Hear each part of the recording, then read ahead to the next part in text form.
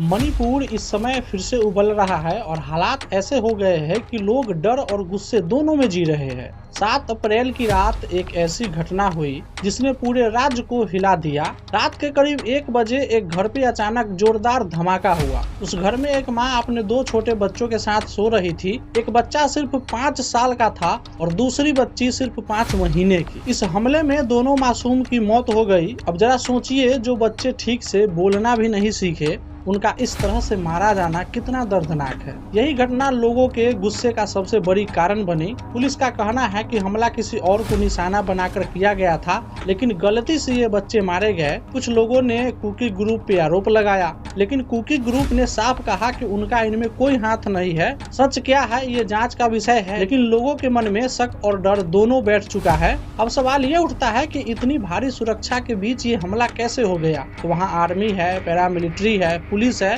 फिर भी अगर एक घर सुरक्षित नहीं है तो आम आदमी खुद को कैसे सुरक्षित महसूस करेगा। यही कारण है कि इस घटना के बाद लोग सड़क पे उतर आए। उन्होंने पुलिस स्टेशन को घेरने की कोशिश की। कुछ जगहों पे गाड़ियों में आग लगा दी गई और कई जगहों पे सिक्योरिटी फोर्सेस से सीधा टकराव हुआ। जवाब में सिक्योरिटी फोर्सेस ने भी फायरिंग की, जिसमें कुछ और लोगों की जान चली गई। यानी एक घटना से शुरू हुआ गुस्सा धीरे धीरे और बड़ी हिंसा में बदल गया। इसके बाद पूरे राज्य में तनाव फैल गया। लोग लगातार प्रदर्शन करने लगे। कई जगहों पे सड़कें ब्लॉक कर दी गई। कर्फ्यू लगा हुआ था, लेकिन इसके बावजूद हजारों लोग सड़कों पे आ गए। सिक्योरिटी फोर्सेस और प्रदर्शनकारियों के बीच झड़पें होने लगी। हालात को कंट्रोल करने के लिए सरकार ने इंटरनेट बंद कर दिया। सरकार का कहना था कि इंटरनेट बंद करने से अफवाहें नहीं फैलेगी, लेकिन लोगों का कहना है कि इससे सच भी तो बाहर नहीं आ पाता। इसे आसान भाषा में समझो, अगर किसी घर में समस्या हो और उस घर के लोग सारे दरवाजे और खिड़कियां बंद कर दे तो बाहर वाले को कभी पता ही नहीं चलेगा कि अंदर क्या चल रहा है। मणिपुर में भी कुछ ऐसा ही हो रहा है। इंटरनेट बंद होने से बाहरी दुनिया को पूरी सच्चाई नहीं मिल पाती।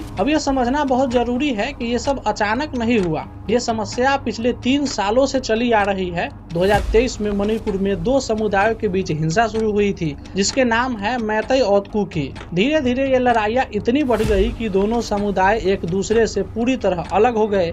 आज हालात ये है कि दोनों एक ही राज्य में रहते हैं, लेकिन एक दूसरे पे बिल्कुल भरोसा नहीं करते। इसे ऐसे समझो जैसे एक गांव में 2 मोहल्ले हैं। पहले दोनों साथ रहते हो, एक दूसरे के घर आते जाते हो, लेकिन किसी बात पे झगड़ा हो जाए और फिर दोनों के बीच इतनी दुश्मनी हो जाए कि कोई एक दूसरे को इलाके में कदम भी ना रखे। मणिपुर में भी यही स्थिति बन चुकी है। अब इस कहानी में एक नया मोड़ आता है। पहले सिर्फ मैतेई और कुकी के बीच लड़ाइयाँ थी, लेकिन अब नागा समुदाय भी इसमें शामिल होने लगा है। यानी अब मामला और ज्यादा गंभीर हो गया है। अब तक 3 अलग अलग समुदायों के बीच तनाव बढ़ता जा रहा है। इससे हालात और ज्यादा बिगड़ रहे हैं। सरकार ने हालात सुधारने के लिए कई कदम उठाए। नया मुख्यमंत्री बनाया गया, 2 डिप्टी मुख्यमंत्री बनाए गए जो अलग अलग समुदायों से आते हैं, ताकि संतुलन बना रहे। एक समय पे राष्ट्रपति शासन भी लगाया गया। भारी संख्या में सुरक्षा बल तैनात किए गए, लेकिन इन सब के बावजूद जमीन पे हालात ज्यादा नहीं बदले। इसका सबसे बड़ा कारण है भरोसे की कमी। जब लोगों का सरकार पर भरोसा ही खत्म हो जाए तो कोई भी फैसला असर नहीं करता। इसे ऐसे समझो, अगर 2 दोस्तों के बीच झगड़ा हो जाए और कोई तीसरा सिर्फ उन्हें अलग अलग बैठा दे, लेकिन उनकी बात ना सुने, तो उनका झगड़ा खत्म नहीं होगा। मणिपुर में भी यही हो रहा है। पिछले 3 सालों में 250 से ज्यादा लोग मारे जा चुके हैं।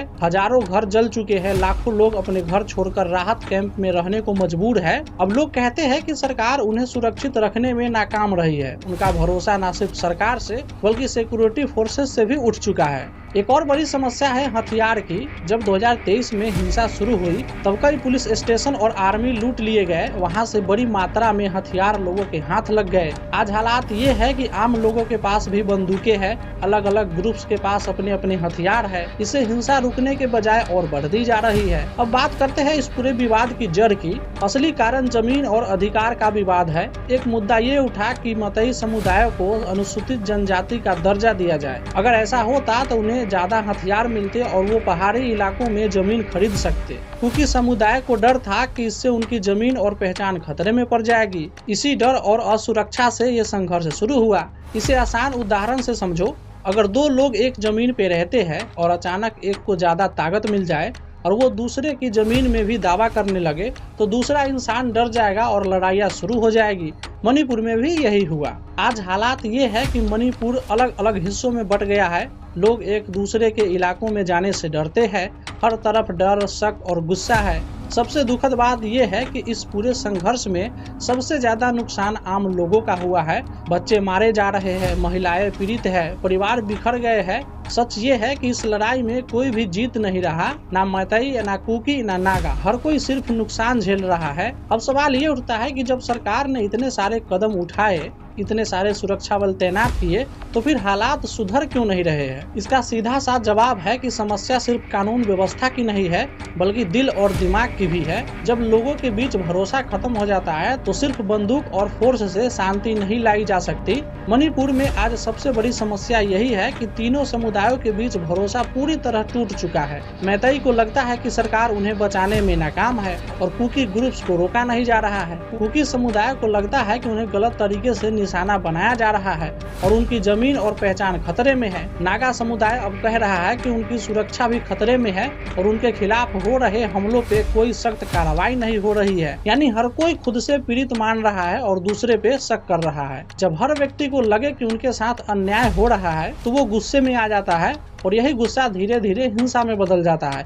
यही आज मणिपुर में हो रहा है। लोग अब सरकार से ज्यादा अपने समुदाय पे भरोसा करने लगे हैं। इसी वजह से अलग अलग जगहों पे छोटे छोटे ग्रुप्स बन गए हैं जो खुद ही सुरक्षा करने लगे हैं। इन्हें आप गांव के सुरक्षा दल या मिलिशिया कह सकते हैं। इसे ऐसे समझो, अगर किसी इलाके में पुलिस पे भरोसा खत्म हो जाए तो लोग खुद ही डंडा लेकर गली में खड़े होने लगते हैं। लेकिन समस्या ये है कि जब हर कोई खुद को कानून समझने लगे तो वहाँ कानून नाम की चीज बचती ही नहीं है। एक और बड़ी समस्या ये है कि बहुत सारे हथियार अभी भी लोगों के पास है। सरकार कहती है कि काफी हथियार वापस ले लिए गए हैं, लेकिन जमीन पे सच्चाई ये है कि आज भी अलग अलग ग्रुप्स के पास बंदूकें हैं। जब हाथ में हथियार हो और दिल में गुस्सा तो छोटी सी बात भी बड़ी हिंसा में बदल जाती है। अब बात करते हैं सरकार के फैसलों की। सरकार ने एक नया कानून लागू किया जिसके तहत पुलिस को ज्यादा ताकत दे दी गई। अब एक छोटा अधिकारी भी किसी को शक और आधार पे पकड़ सकता है, उसके घर में तलाशी ले सकता है, कभी भी रेड कर सकता है। सरकार का कहना है कि इससे आतंकवाद और हिंसा पे रोक लगेगी, लेकिन कुछ लोग कहते हैं कि इससे आम लोगों में डर और बढ़ेगा। इसे ऐसे समझो, अगर किसी स्कूल में टीचर बच्चे को समझाने के बजाय हर समय डंडा लेकर खड़ा रहे तो बच्चे तो डर जाएंगे, लेकिन उनके मन का डर और गुस्सा खत्म नहीं होगा।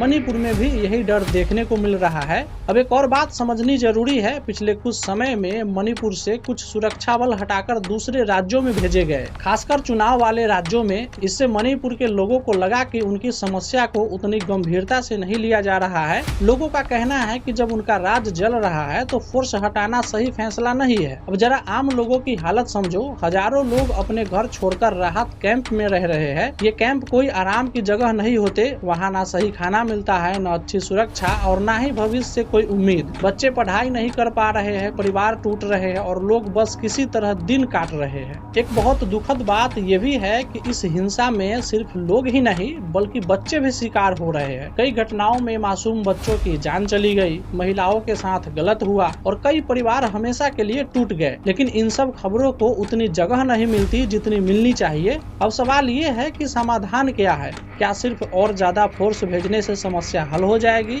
जवाब है नहीं, क्योंकि ये सिर्फ कानून की समस्या नहीं है, ये भरोसे और समझ की समस्या है। सबसे पहले जरूरी है कि तीनों समुदायों के बीच बातचीत शुरू हो। जब तक लोग एक दूसरे की बात नहीं सुनेंगे तब तक समस्या खत्म नहीं होगी। सरकार को सिर्फ ऊपर से फैसले लेने के बजाय जमीन पर जाकर लोगों से बात करनी होगी, उनके डर और परेशानियों को समझना होगा। दूसरा, लोगों को सुरक्षा और भरोसा देना होगा। अगर आम आदमी को लगे कि उनका परिवार सुरक्षित है तो वो खुद हथियार उठाने की जरूरत महसूस नहीं करेगा। तीसरा, जो लोग हिंसा फैला रहे हैं उसके खिलाफ सख्त और निष्पक्ष कार्रवाई करनी होगी, चाहे वो किसी भी समुदाय से हो। सबसे जरूरी बात यह है कि मणिपुर को नजरअंदाज नहीं किया जा सकता।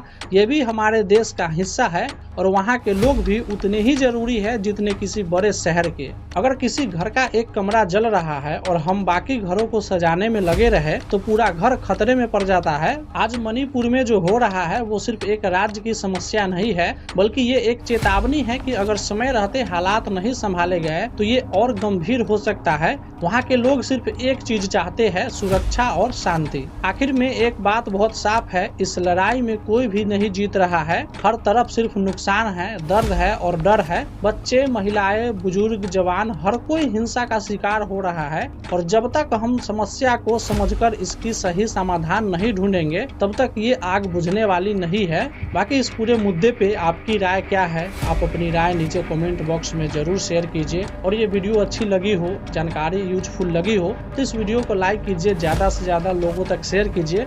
और चैनल पर अगर नए हैं तो चैनल को सब्सक्राइब कर लीजिए ऐसे ही देश दुनिया के अपडेटों के साथ। तो चैनल को जरूर सब्सक्राइब कर लीजिए। मिलते हैं किसी दूसरे वीडियो में, तब तक अपना ख्याल रखिए। टेक केयर, गुड बाय, जय हिंद, जय भारत।